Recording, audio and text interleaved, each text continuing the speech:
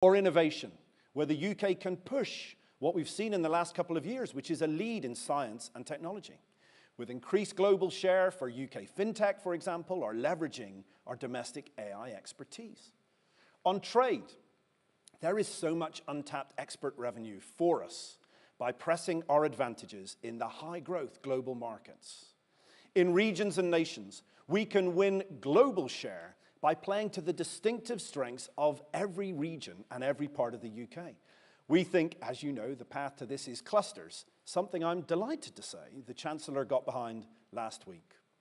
When it comes to workforce, we are all getting, are we not, really serious about talent, from recruitment and retention to training, and we'll be talking about that more today. And in health, employers are a new front line in physical and mental well-being, and we have the potential to grow life sciences and wellness sectors massively. Now, this is the growth potential of Britain. 6 prizes, still very much in our reach.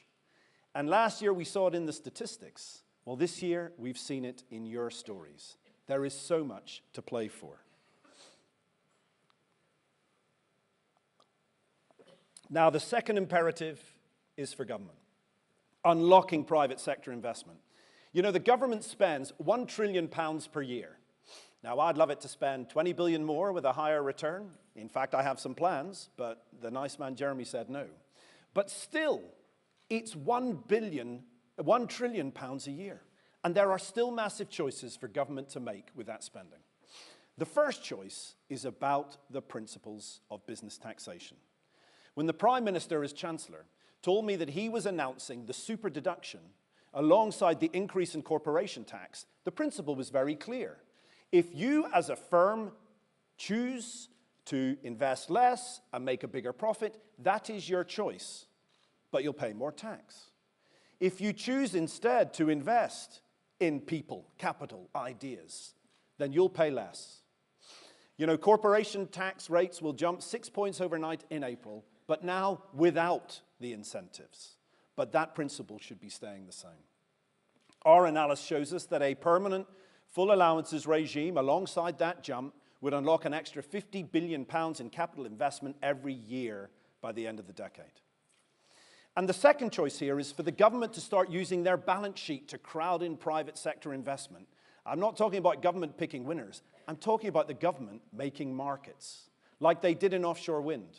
It was private sector ingenuity and skills and money that built the industry, but it took the government to put in place the finance models, like contracts for difference, and the investment bodies to make this a highly investable market. And we can do it again in sustainable aviation fuels, in hydrogen.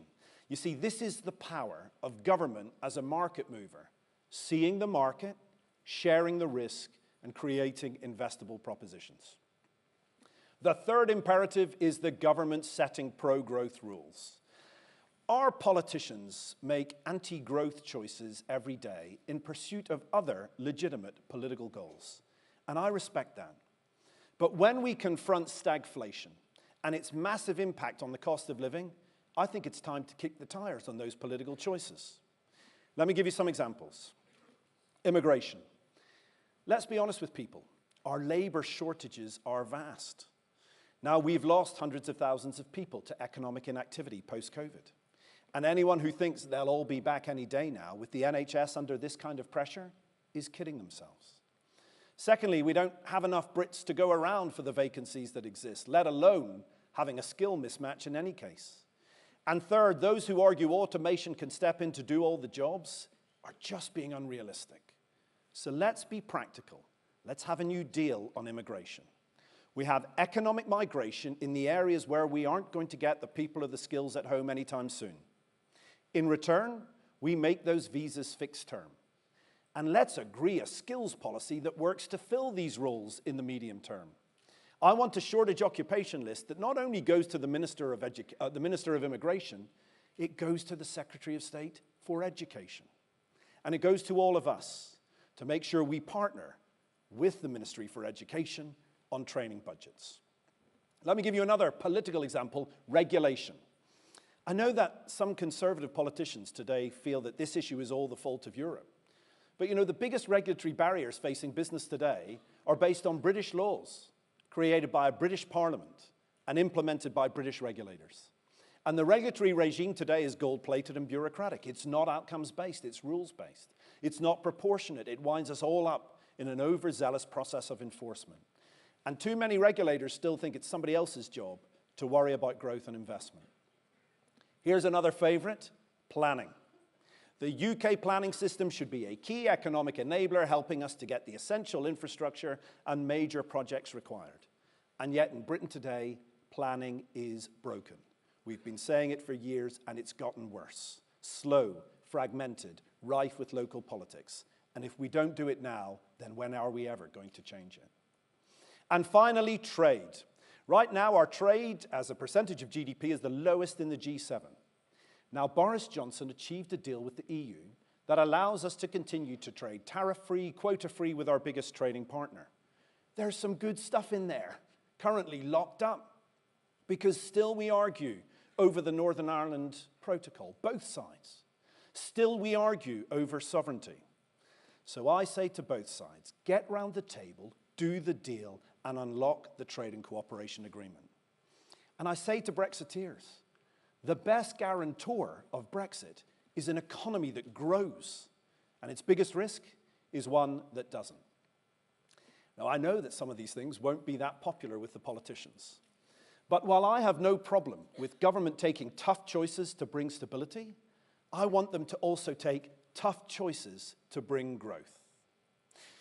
So look, this is day one of a discussion we're going to be having for the next 2 years, friends. How the UK grows when our fiscal and monetary policy shrinks.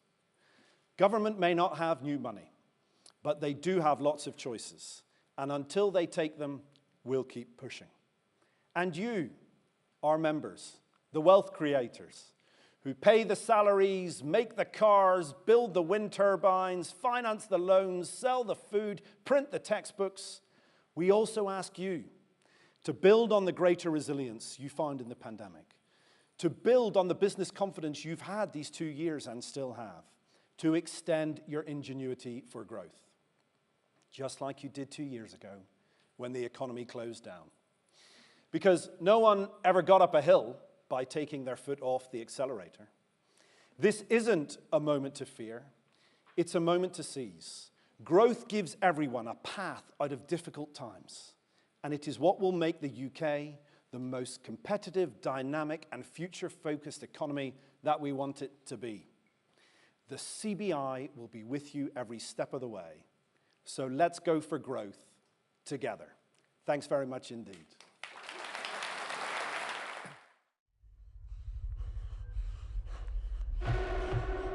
It's tough. Again. Energy costs, inflation, interest rates, politics. You wouldn't be human if you didn't pause, hesitate.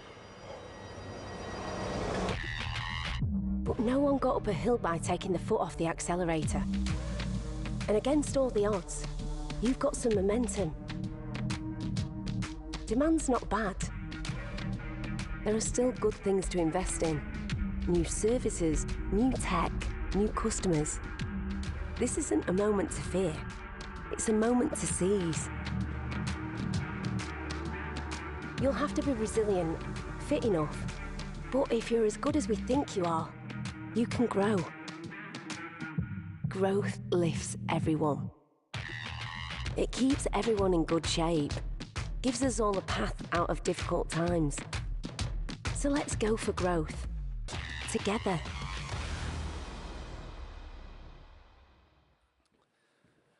Okay, folks, it now gives me enormous pleasure to welcome back to the CBI, now with a promotion, the Prime Minister, the Right Honourable Rishi Sunak.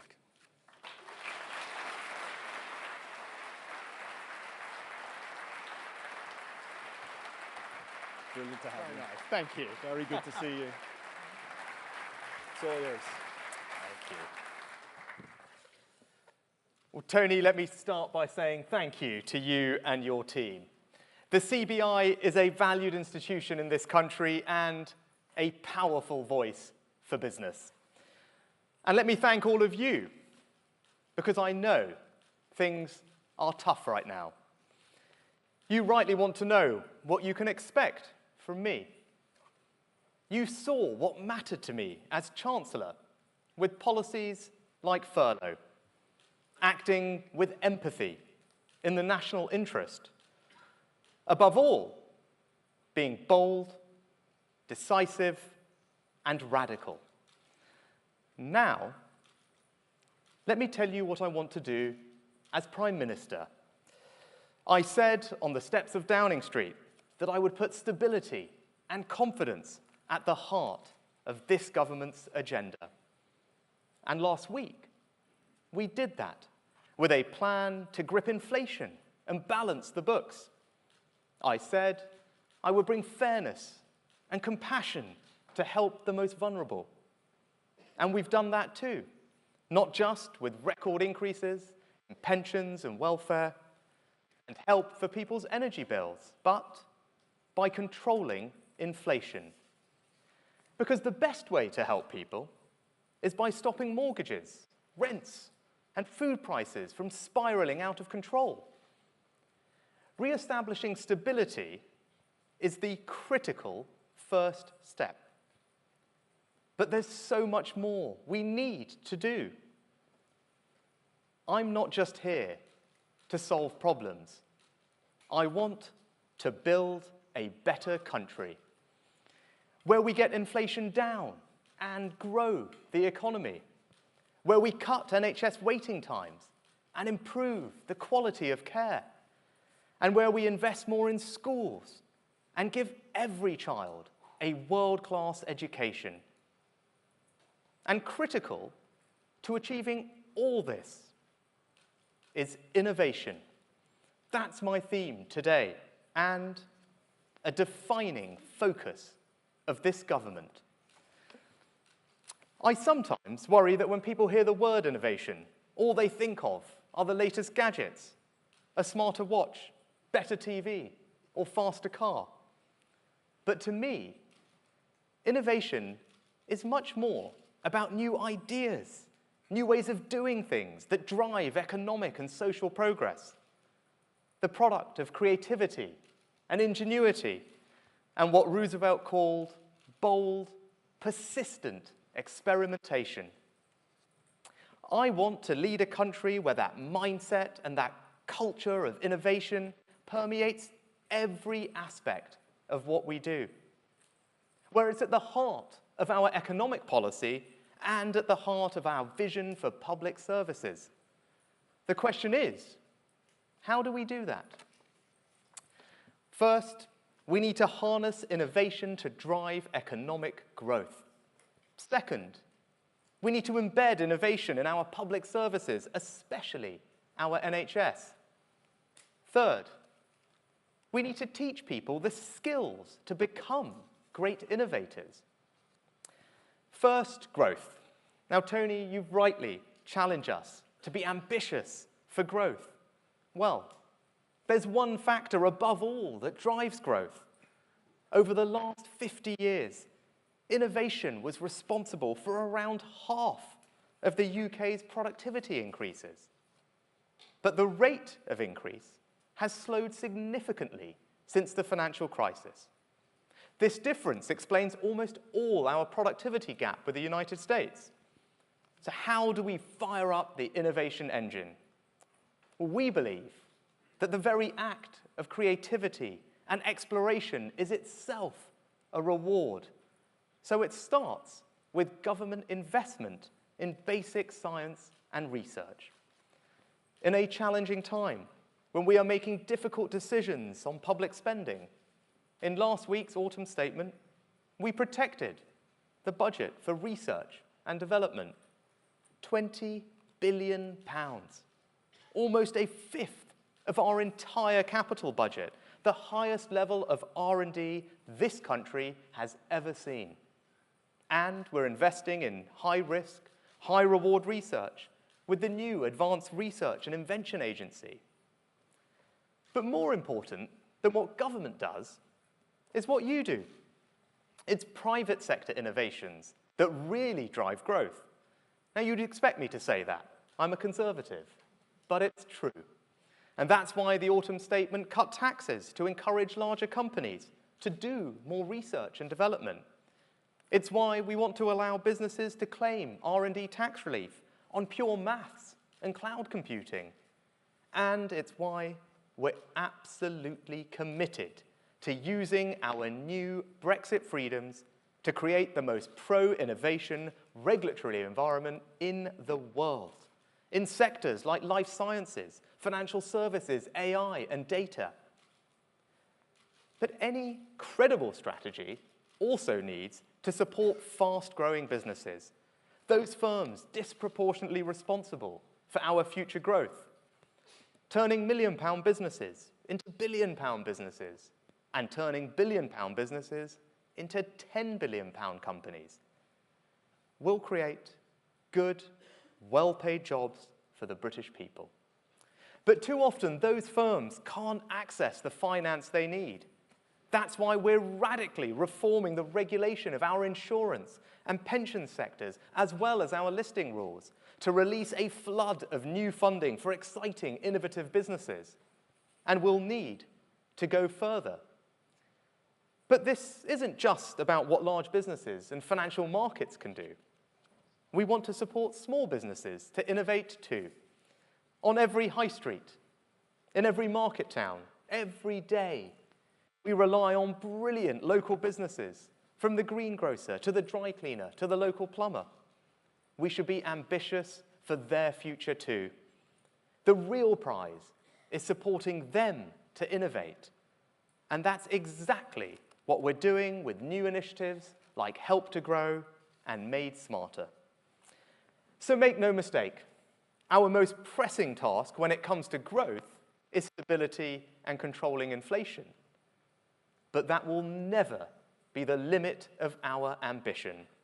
The more we innovate, the more we will grow, and we have a plan for both. Now, second, we also need to create a culture of innovation in our public services. Now, I grew up in an NHS family. It's in my blood. And as your Prime Minister, I will always protect an NHS free at the point of use. And that's why, in a budget where we had to make savings overall, we didn't cut the funding for health and social care, we increased it by £8 billion. So let no one ever doubt our commitment to the brilliant men and women who work in our NHS. But our ambition for our country's most important public service cannot be measured solely by the money we spend, but by the quality of care every patient receives. We all want it to be easier for people to see their family GP. We don't want our loved ones waiting so long for ambulances or for the operations they need. But better care requires innovation.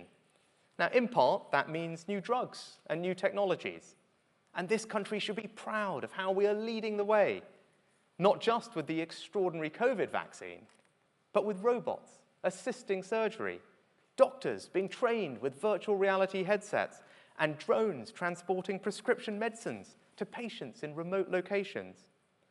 And medical technologies like these are only the most visible form of innovation.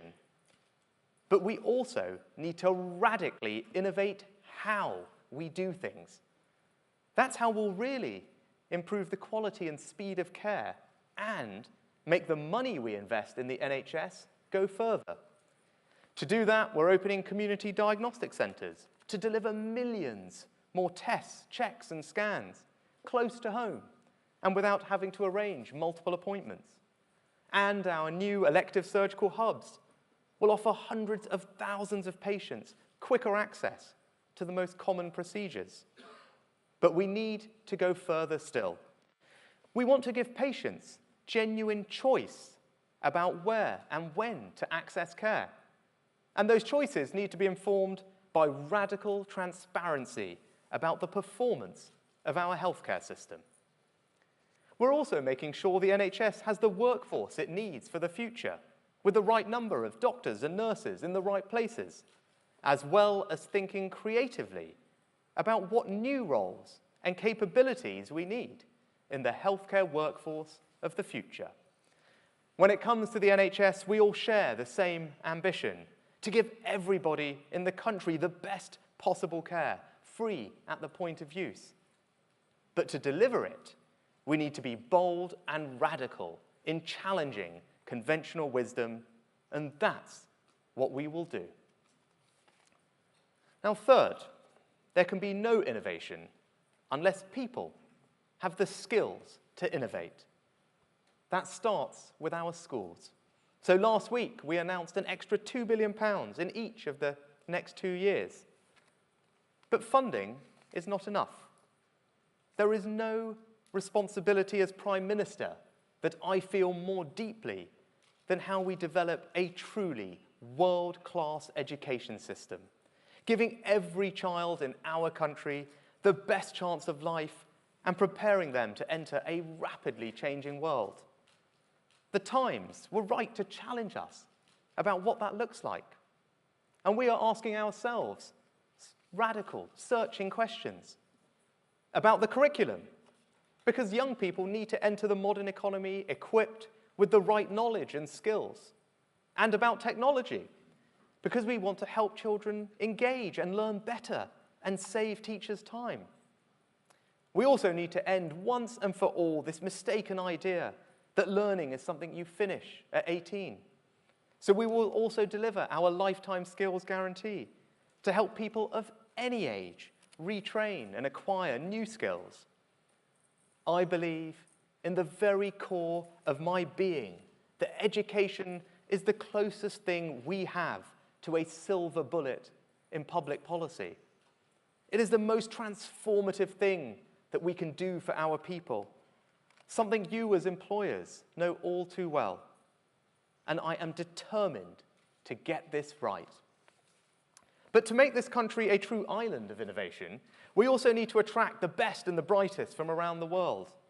So we will unapologetically create one of the world's most attractive visa regimes for entrepreneurs and highly skilled people. And one of the areas we need to be most ambitious is AI, artificial intelligence. Because this isn't just a new technology.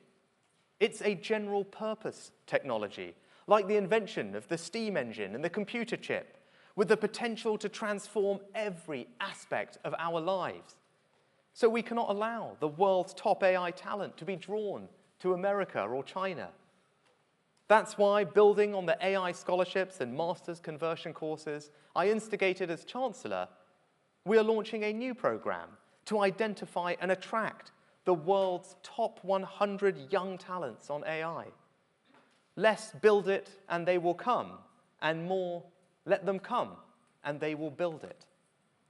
But we must be honest with ourselves. Part of the reason we ended the free movement of labor was to rebuild public consent in our immigration system. If we're going to have a system that allows businesses to access the best and brightest from around the world, we need to do more to give the British people trust and confidence that the system works and is fair. That means tackling illegal migration, and that's what I am determined to do. So to conclude, innovation matters. It matters because it creates more jobs, higher wages, and better opportunities for people. It matters because it improves our schools and NHS. And over the long term, by boosting growth and creating more productive public services, innovation is how we will cut taxes for people and businesses.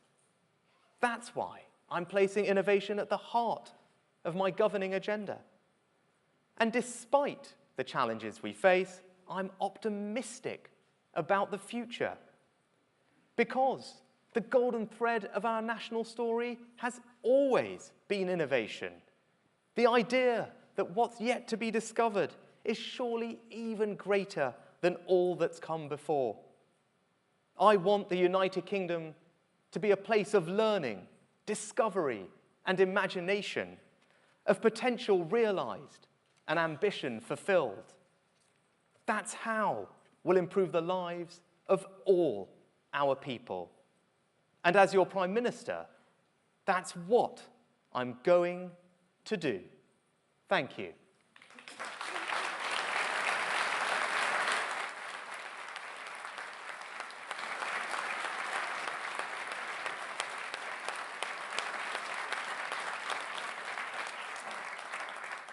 Thank you. I think we're going to take some questions from the media. So we start with the BBC. Thank you, Prime Minister. Simon Jack, BBC News. We know that chronic labour shortages and weak post-Brexit trade are holding economic growth back. You've heard this morning businesses are saying we need looser immigration rules and closer ties with our biggest market, the EU. Are you listening to them? Well, I think the country's #1 priority right now, when it comes to migration, is tackling illegal migration. It's stopping people coming here illegally on small boats across the channel. Because when people see that happening, it undermines trust in the system. It doesn't seem fair that people are able to break the rules. And that's what I'm absolutely determined to fix. Now, I want to be honest, it's not a simple problem to solve. We can't solve it overnight, but I am determined to reduce the number of illegal migrants coming here. We've started making progress on that. My conversations with President Macron enabled us to conclude a new deal with the French to help us better police the channel, put more people working together with the French in France. But there's more work that we need to do, and the country should be reassured that I will tackle this as one of my highest priorities.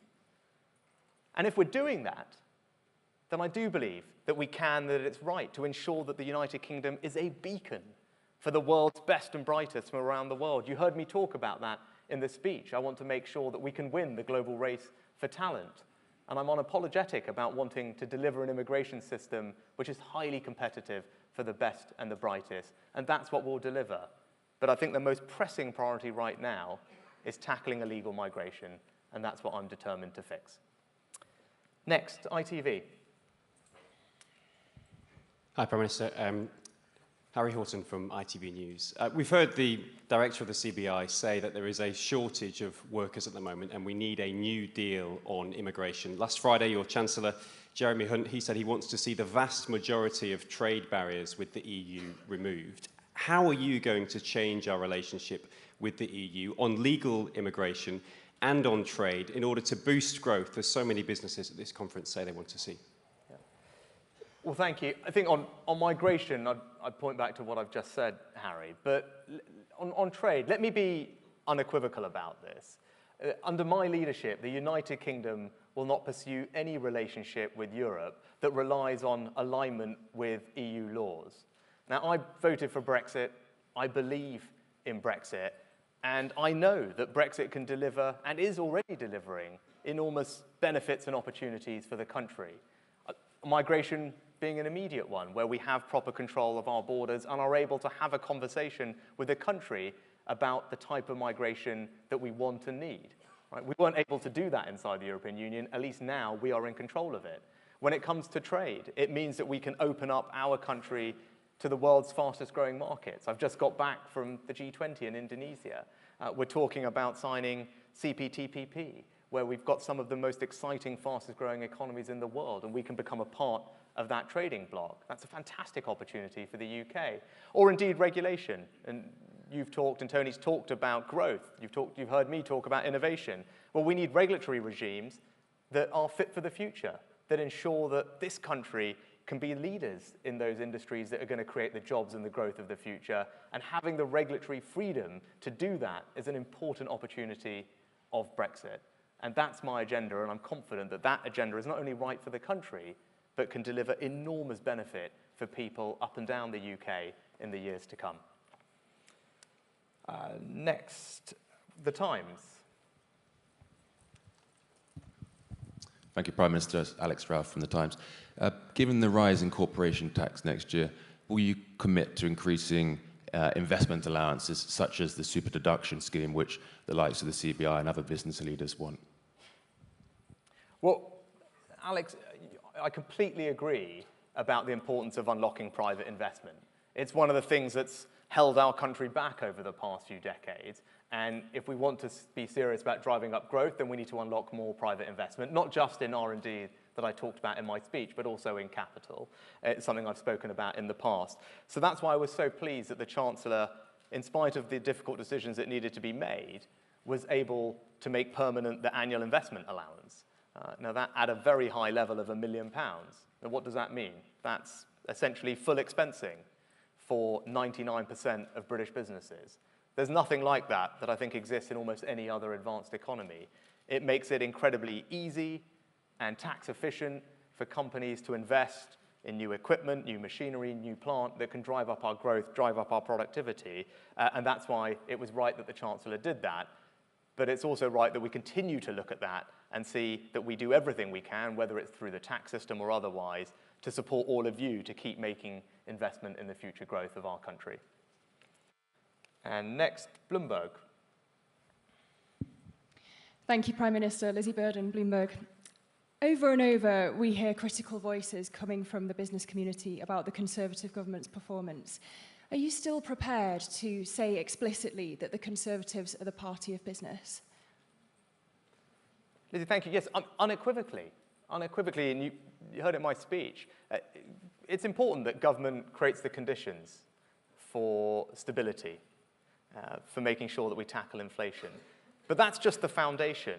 Now, all of us collectively need to build on that foundation, and what my role is, what the government's role is to ensure that we can unlock all of the things that we want you to do and what you all want to do, whether that's investing more in new machinery and equipment and automation, whether it's investing in R&D to create the products and services of the future, right? Expanding into new markets. Ultimately, it's business that creates the wealth, the jobs that this country needs. It's not government that does that. And I think you've seen from my track record as Chancellor that I stood by all of you. I stood by business because I knew how important it was to our country. I knew how important it was to safeguarding people's jobs and their livelihoods. And that's my track record as your Chancellor. And you can rest assured that as your Prime Minister, I will continue to build on that legacy and ensure that we make this country one of the most exciting, dynamic places for businesses, small and large, anywhere in the world. That's my ambition. That's what I want to deliver for you. And I think we made a very good start on that last week, but there's lots more that we can do. Thanks, Prime Minister. We are going to have a few business questions. I've stolen the first one. I'm really sorry. I was praising your May's lecture earlier this year. And in it, you talked about the UK not having a competitive tax regime compared to our competitors on innovation, skills, and capital allowances. Thanks for stealing that question, Alex. Tell me, do you think we now have that competitive regime for incentivizing skills, innovation, and investment, or is there more to do? Well, those are exactly the right three areas to focus on, and thank you for your kind words about the May's lecture, Tony. But I talked about capital, people, and ideas, and I think many of you think about your businesses in a similar way. And it's right that our tax regime, but also our regulatory regime, supports all of you in delivering in those three areas. So we're definitely making progress. As we just talked about the AIA, full expensing for 98, 99% of UK businesses, £1 million, permanent. Nothing like that exists anywhere else as far as we can tell. Enormous support for the vast majority of businesses in this country to invest more. I think that is not just competitive, it's probably the most competitive tax regime for investment you can find. You talked about R&D. The Chancellor increased the research and development expenditure credit, the tax relief for large company R&D, significantly in the autumn statement, because, as you know, innovation drives future growth and productivity. But it's not enough just to increase the rate. We want to make sure that our tax regime keeps up with the way that all of you actually conduct research. And what we'd heard from life sciences companies, that there's more investment in cloud computing, in data, to do drug discovery. That wasn't covered by our regime. So we now want to make sure that our regime does cover that. Again, it's something that the vast majority of other countries haven't done yet. So I think it gives you the confidence you need in all of you that we take this seriously and we'll keep delivering it. But there's always more to do, right? This budget, or this autumn statement, there was a first step. The precondition is stability and tackling inflation. But we didn't stop there even last week. We started to deliver on a longer-term ambition to make sure that this is, as I said, the most attractive place for all of you to invest in capital and people and ideas anywhere in the world. And I'm highly confident that we can deliver that. And that's a powerful message for everybody. Now, we have 3 questions that have come in from members, and we wanted to pick the ones that were about innovation, your theme. So, Claire, where's Claire? Claire Barkley, who's the UK MD of Microsoft. Claire, mic coming to you. Thank you, Tony. Thank you, Prime Minister. You set out a vision to be a global science and technology superpower. What would your message be to all the businesses in the room, and many of them are investing very heavily in digital and technology, as well as the role that the public sector plays in accelerating that, and what can we collectively do together? Well, thank you, Claire, and thanks for everything that Microsoft does, I think in particular on apprenticeships, which I know well, and I think that's an enormous example for many to look at. I think probably three things, if I may. I have three things I'd ask of you and everyone else. The first is to continue investing in R&D, because that's something where we need to do a better job of, right? Ultimately, it's free enterprise, it's the private sector that drive growth, and I think we need to do a better job of investing in R&D. The government's going to do its bit, but that's not sufficient. We need all of you to keep investing in innovation and prioritizing it in the way that we have. So that's the first thing. The second thing is around regulation. Now, I think the CBI talked about the idea of an Office for Future Regulation, but we need your ideas. So when it comes to the industries of the future, where you're all working, you're going to be far faster than someone sitting in Whitehall to see where the new barriers are or where the regulations aren't keeping pace with what you're trying to do. And so you need to come to me, you need to come to the Chancellor and the Business Secretary and say, okay, this over here in data, this over here in clinical trials, this over here in AI regulation, this over here in fintech, and whatever it might be. We can't, we will try and do it, but ultimately you're going to know it better and faster than we ever will. So please do come to us with those specific ideas about how to create, as I said, the most innovation-friendly, future-focused regulatory regime in the world, because that's what we want to deliver for you. And then the third thing is on talent. I think when I talk to all of you, the number one thing you all talk to me about is talent, is how do we get access to the skilled people we need. And obviously, LinkedIn is a great place to look at that. But what I need from you is the specific areas, the pinch points that are holding our growth back. I think it's kind of generic to say, well, we have pressure in IT jobs, right? But I need to know more specifically. It's in cloud computing. It's in data analytics. These are the specific things we need. And here, by the way, is the type of qualification we need to fix it, right? We can do a 1-year conversion course or a 3-month skills boot camp, and then we can work in partnership together to invest in people and make sure that we fill the specific skills gaps that are holding you and the country back. And I think we started that conversation, but I'd like to carry it on and make sure we deliver on it. I think the Prime Minister's just launched the next CBI consultation. So answers, please, on a postcard to me. We'll give them to the PM. Right, James Roth is the CEO of Wincanton. James, come on in.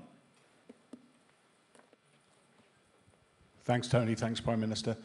So we're the largest UK-owned logistics service provider, and we have quite a lot of warehouses around the country. And in common with a lot of the UK economy, we have a productivity issue. Exacerbated by labour shortages and spiralling labour cost inflation. And one of the main solutions to that is to automate more robotics working alongside our people. But when we look for partners to work with to develop those solutions, we mostly have to look overseas, particularly when it comes to the hardware. What I'm interested in is how can we partner better with government to help develop that sector onshore so that there's more of a provision and we can work better in that way? That's excellent question, and goes to the heart of some of the questions before about what's the right balance between investment and productivity and migration. Now, look, I think there are some really fantastic examples. Your business is one.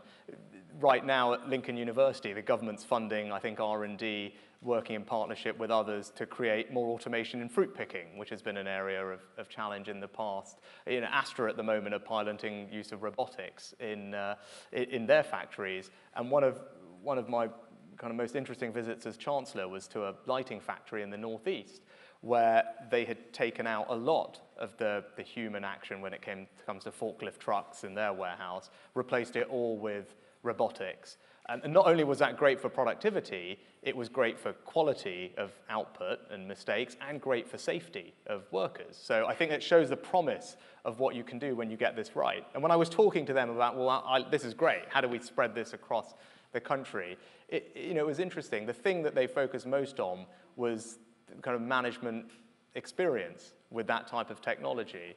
And the person I was speaking to had been trained, unsurprisingly, by the Japanese in lean manufacturing techniques up in one of the other plants in the northeast. But that's why spreading best practice across the UK through innovations that Tony has championed, like Made Smarter, for example, and just making sure that our businesses have the skills they need to adopt that type of technology, I think is a big part of the answer where we need to do more. Also, it's about making sure the regime for investment is attractive, and that's why the AIA, as talked about at the annual investment allowance, full expensing for capital investment for 98% of businesses, and of course, over time, it would be nice to be able to do more. That's the other piece of the puzzle that we need to get right. And then lastly is the regulatory side. And that's where, again, I'm reliant on you to say, we'd love to do this thing, here's the block, can we flex it or change it?